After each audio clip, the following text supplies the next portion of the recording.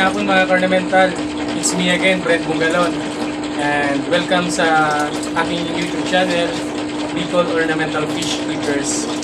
And today's video, i-review natin mga Ornamental yung carbide glass cutter tsaka yung dati ko nang ginagamit na diamond glass cutter. Ever since kasi mga Ornamental, ang gamit ko na start nung nag-impisa akong mag-aral mag-cut ng glass. Ito ng diamond glass cutter. So ngayon, sabi kasi nila, for beginners daw talaga yung carbide glass cutter. So ngayon, ito-try ko kung talagang mas madali gamitin yung carbide glass cutter kumpara sa diamond glass cutter. So, meron ako dito mga ornamental na mga scrap munang glass kasi magpapracticean ko itong carbide kasi talagang ngayon pa lang talaga ako ahawak ng ganitong glass cutter. So, meron ako dito scrap na from 1/8, 3/16 to 1/4. Dito natin mga ornamental try kung talagang mas maganda to o mas madali. Bago natin simulan mga ornamental, kung hindi po kayo nakapag-subscribe sa aking YouTube channel, please subscribe, hit the notification bell para parati kayong updated sa mga video na i-upload ko. Tapos, pati-like and share naman mga ornamental para matulungan nyo akong mapalago yung ating YouTube channel. So, yun. Umpisa na natin mga ornamental. So, ito mga ornamental, 1/8 na glass. Try natin. Ito muna yung gagamitin ko mga ornamental, yung diamond glass cutter.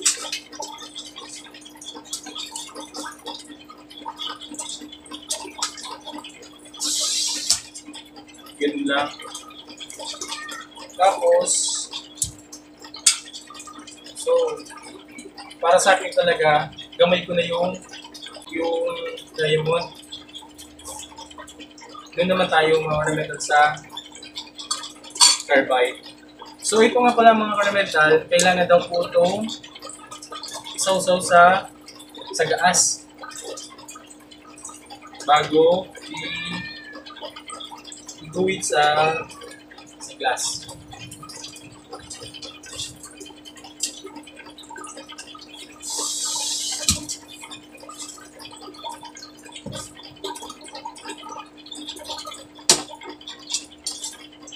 Yun. Maganda rin mga ornamental yung tabas. Mamaya, i-ano ko sa inyo mga ornamental, sabihin ko kung bakit pala ako bumili ng carbide. Ulitin po ulit natin mga ornamental for the second time. Binili ko ito mga ornamental sa online, sa Shopee. Pero yung pinagbilan ko nito, kilalang seller ng carbide glass cutter. Kaya wala naman ako na legit yung item.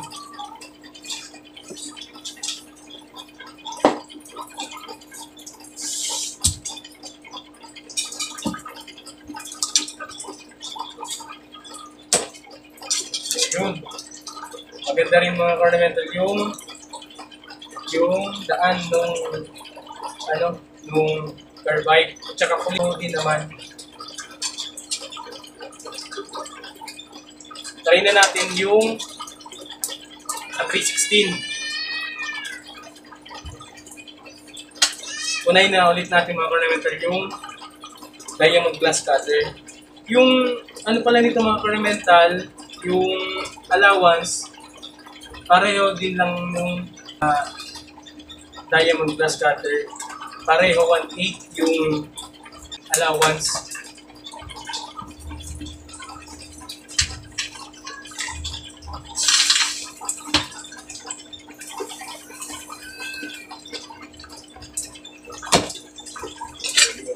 Maganda talaga yung diamond. Tirahin naman natin mga ornamental dito sa carbide. Kaya mga ornamental, ang pagtatryan lang natin sa ngayon is hanggang 1/4 lang. Kasi di ko pa talaga na-try mag-cut nung start nung 3/8 to 1/2. Medyo takot pa ako mga ornamental. Kaya hanggang dito na lang muna.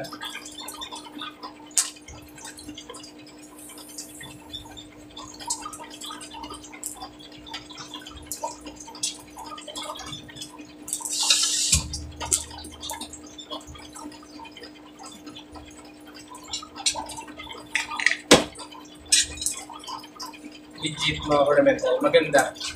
Maganda din kung nabili kong carbide. 360 na to mga ornamental na kinakat ko for the second time.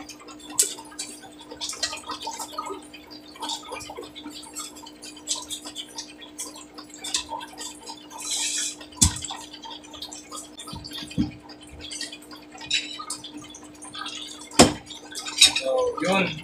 Maganda din talaga mga ornamental. Maraming nasasayang na mga ano. Pero hindi naman talaga sayang yung mga ornamental kasi scrap na. Pero pwede po pang magamit sa kung ano, sa halimbawa, sa SAM. So, sa 1/4 naman tayo mga ornamental.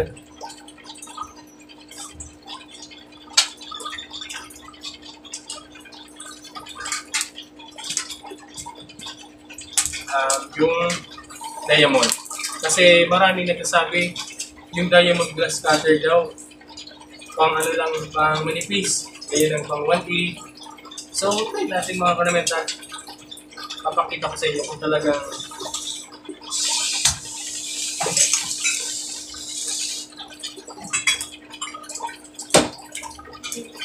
yan.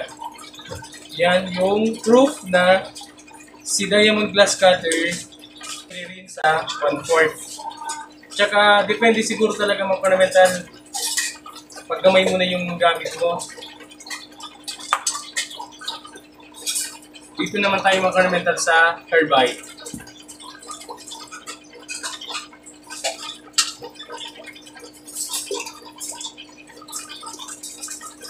Oh.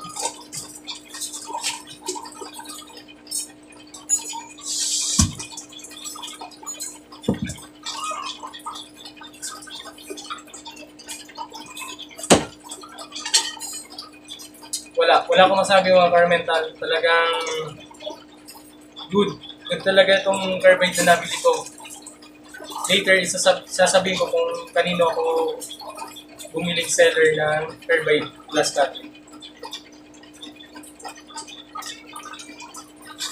For the second time mga ornamental, bayin natin sa 1/4 para mas proof na talagang maganda itong nabili natin.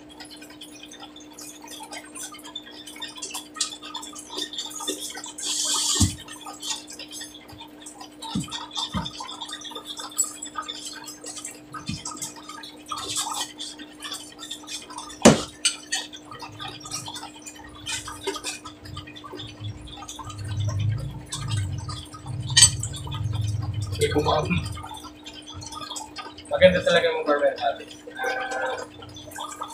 Para sa akin, approved. Very super legit. Then, ito na mga ornamental, kung bakit bumili ako ng carbide. Kasi may mga project akong paparating na gusto kong gawin, gaya na yung tank na may built-in sump, yung medyo malalaki na. Dati kasi may ginawa tayo mga ornamental na version, yung nano tank lang yun, which is 12 by 12 by 12. So ngayon, bala kong gumawa ng 50 gallons na may built-in sump. Kaya bumili na ako nito mga ornamental na carbide. Kasi ang purpose ko, makuha ko yung cutting na may pa-curve. Kasi ito daw, mga ornamental, pwede sa mag-cut ng may pa-curve.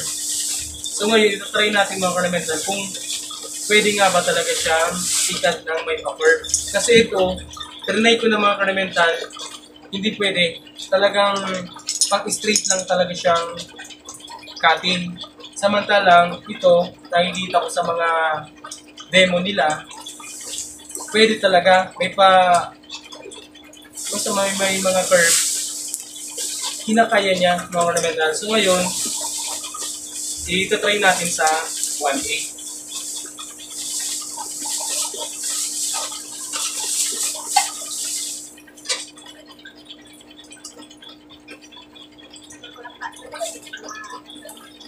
Ito na mga ornamental. Yung diamond glass cutter, di ko na i-demo kung pwede sa Packard or hindi. Kasi talagang ilang beses ko nang trinay, hindi talaga pwede. So, ito na lang na carbide. Tsaka, yun naman talaga yung purpose kung bakit bumili ako ng carbide glass cutter. So, ayun. Yun, balik. Isa pa.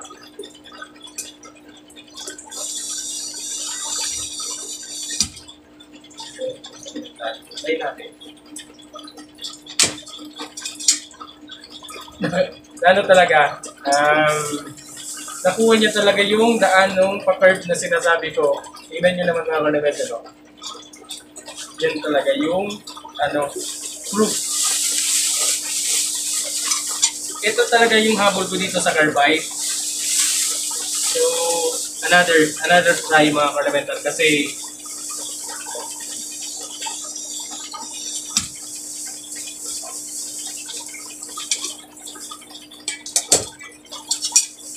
legit.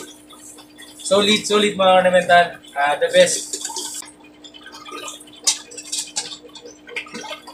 Try naman natin mga ornamental sa 316 pero di ko na gagawin yun kasi okay naman na.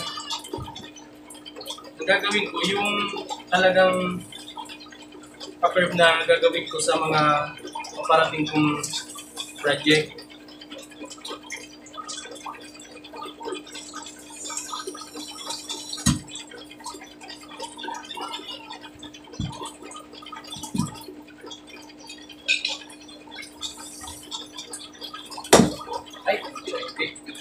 Mali. Kailangan siguro mga ornamental kasi hindi sumunod. Siguro okay na lang natin mga ornamental. Another try. Hindi pwede ganun na pinipress lang.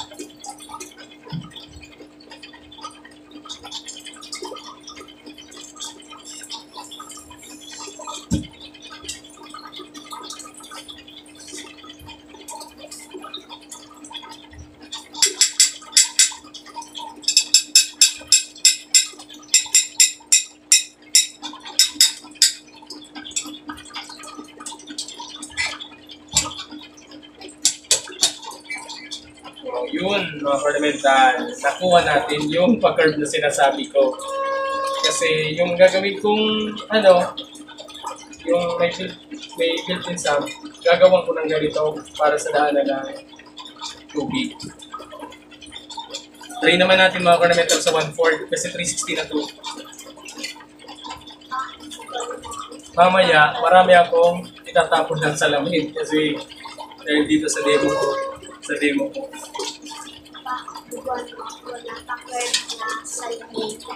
Curve.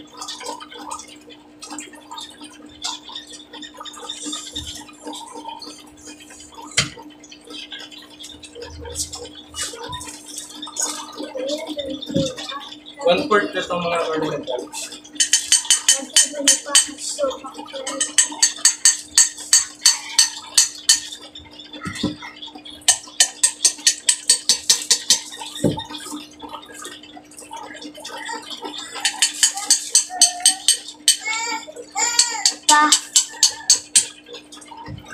Yun, mga ornamental. Masabi ko talagang legit yung carbide glass cutter base sa nakikita natin mga demo sa Facebook. Yun. So ngayon, mga ornamental, base sa pagkakat, maganda talaga. The best. Ang ano ko na lang dito, tsaka meron pala siya dito mga ornamental na pwede mong parang tank. Lalagyan ng kerosene or ng gas dito.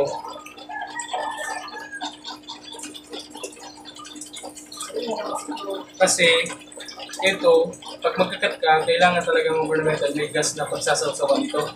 Tsaka after mo palang gamitin mga ornamental, sabi nung kaibigan ko, kailangan daw na parating pagbabad sa gas para di masira yung pangkat niya. Ang ano ko na lang dito mga ornamental, ang masabi ko lang dito base sa naging review natin mga ornamental. Yung hassle, medyo hassle kasi kailangan pang bumili ng gas. Hindi tulad ng diamond glass cutter, rekta kang magkakat. Ang kaso din naman dito, ang problema, yun nga, hindi ka pwedeng mag-cut ng pa-curve. Samantalang sa carbide glass cutter, pwede nakita nyo naman sa practice na effective talaga siya. Tapos, sa naman mga ornamental, ang masabi ko, sa diamond, hindi siya masyadong mabubog. Samantalang dito, may tumutusok na sa akin dito mga maliliit na nararamdaman ko, maliliit na bubog sa kamay ko. Pero okay lang, hindi naman siya bumabaon. Yun na lang mga ornamental. So ngayon, saan ko to nabili? Binili ko to mga ornamental sa Shopee. I-start nang naghanap ako ng carbide, yung legit na carbide glass cutter. Pinunta ko muna si Sir Lito Ortiz. Tinignan ko. May vlog din kasi siya about sa glass cutter. So pinanood ko muna. Kaya shoutout kay Sir Lito. Tapos, ang seller nito mga ornamental, kung gusto nyo bumili, kay Sir Dags Bautista. Siya yung kinontak ko para sa carbide. Tapos, pinarekta niya na lang ako sa page niya. Tapos doon na kami nag-usap. Tapos, through Shopee, kaya nakakabili ako nito. Mura lang ang bili ko nito mga ornamental, siguro 300 plus lang. Samantalang itong diamond glass cutter ko, nabili ko to 2010 pa. Bili ko nito dati is 800 pesos. Ewan ko ngayon kung magkano na. Dapat di siya kagad nasira mga ornamental. Alam mo kung paano. Gusto nyo malaman mga ornamental kung paano or anong ginawa kung bakit di siya kagad nasira. So, kung isipin nyo, medyo matagal na talaga itong glass cutter ko. 2010, 22 na ngayon. So may 12 years na siya sa akin na nag-issue. Ang sekreto lang mga ornamental, huwag niyong ipairaw para di masalaula yung gamit mo. Kung ikaw ang humawak nito mga ornamental, be sure na ikaw lang talaga yung nahawak ng glass cutter mo. Hindi naman sa pagdadamot, kundi para mas yung service ng gamit mo sa'yo, ikaw lang yung gumamit, lalong-lalo na sa diamond glass cutter. Kasi may times na yung sa kaibigan ko, yung glass cutter niya, pinahiram niya. So yun, hindi